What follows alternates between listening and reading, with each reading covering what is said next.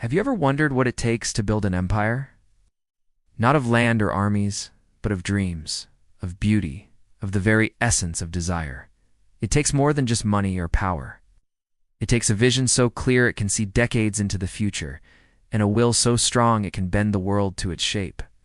This is the story of a man who started with a family business and a brilliant mind, faced exile and returned to conquer not a country, but an idea, the idea of luxury itself. This is the story of Bernard Arnault, the architect of the modern world of fashion and the man they call the Machiavelli of fashion. His journey is a testament to the power of ambition, the audacity of a single vision, and the relentless pursuit of greatness. Bernard Jean-Étienne Arnault was born in the north of France in 1949 into a world rebuilding itself from the ashes of war. He was not born into the gilded salons of Parisian high society, but into a family of entrepreneurs. His father ran a successful construction company, Ferret Savenol, and from a young age, Bernard was immersed in the world of business, strategy, and building things meant to last.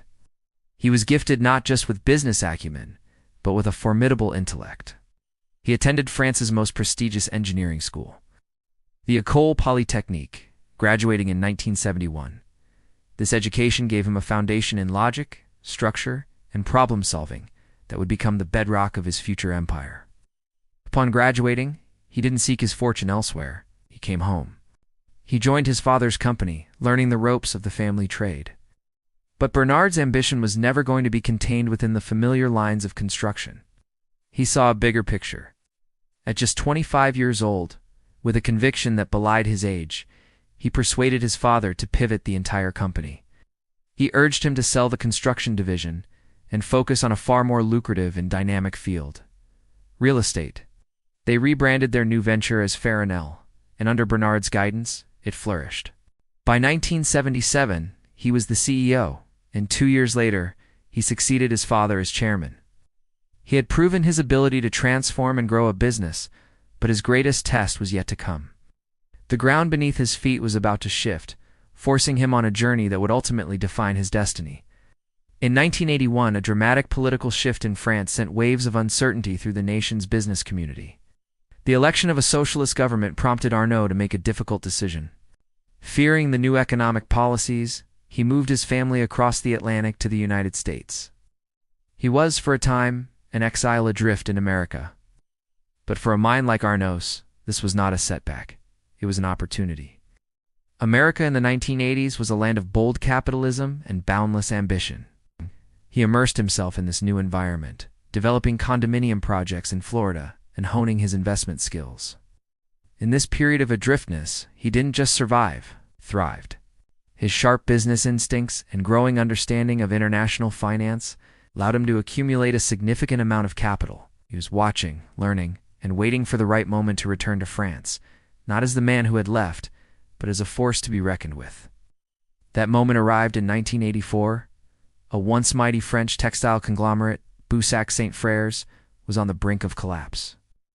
To most, it was a dying giant, a relic of a bygone industrial era.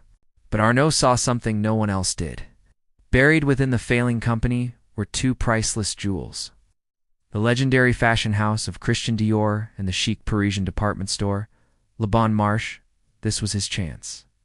With the capital he had amassed in America, Arnault made a daring play. He acquired the entire Boussac group for a symbolic franc, pledging to save jobs and revive the company. However, his true intention was far more strategic. His goal was never to be a textile magnate. His goal was Dior. Once he had control, Arnault moved with surgical precision. He systematically sold off most of the Boussac group's other assets, including its textile and disposable diaper divisions. This move, while controversial, was brutally effective. It not only streamlined the company, but also netted him an astonishing profit of around $400 million. He had essentially been paid to acquire the assets he truly wanted. With the unnecessary weight shed, he was left with his prize: the hallowed house of Christian Dior and Le Bon Marché. In 1985, he was named CEO of Dior, and at that moment, the Machiavelli of fashion had officially arrived. He now had a foothold in the exclusive world of luxury, and he was hungry for more. This was not just an acquisition. It was the first, decisive step in building an empire dedicated to beauty, heritage, and desire. His next target was even more audacious. LVMH, a recently formed conglomerate that had merged the iconic luggage maker Louis Vuitton with the prestigious champagne and cognac producer. Moët Hennessy was embroiled in a bitter internal power struggle. Arnault saw a weakness and opportunity. In 1987, he began quietly investing, invited into the fray by one of the warring factions. He played the role of a white knight, only to reveal his own, far grander ambitions. Through a series of brilliant and ruthless financial maneuvers, by 1989, he had seized control, becoming the majority shareholder with 43.5% of the shares and the chairman of the board. The old guard was stunned. The wolf in Kashmir, as he became known, had taken the throne. His takeover was just the beginning. The first thing he did was clean house, ousting the old leadership and bringing in a new generation of talent led by fresh, visionary designers.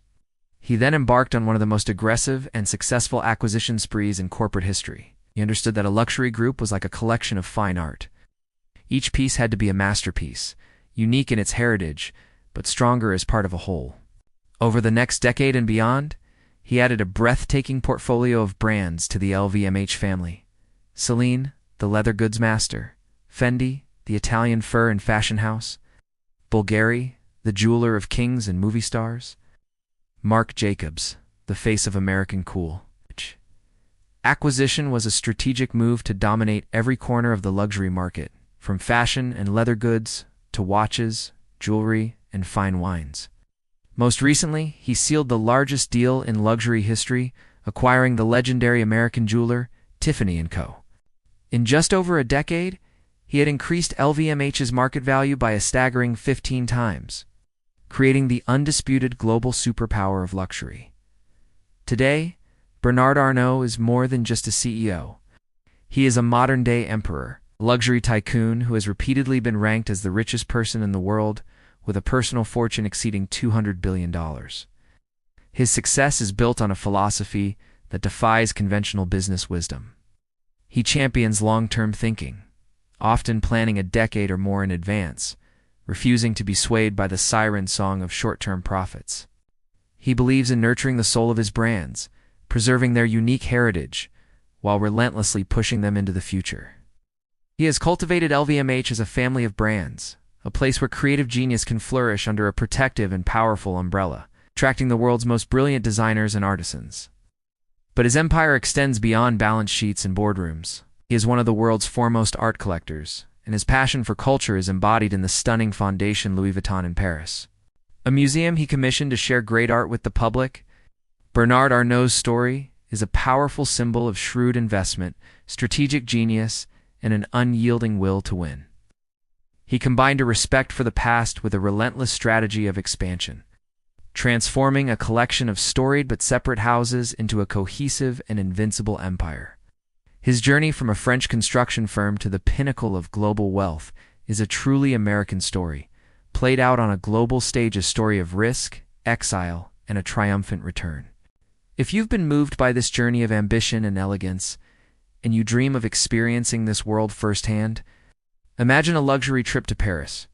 Picture yourself walking the Champs-Élysées, visiting the flagship stores of Dior and Louis Vuitton, and immersing yourself in the very heart of the empire he built. If you're ready to turn that dream into reality, I can help you plan your ultimate luxury fashion itinerary right now. Let's create your own story of elegance and inspiration.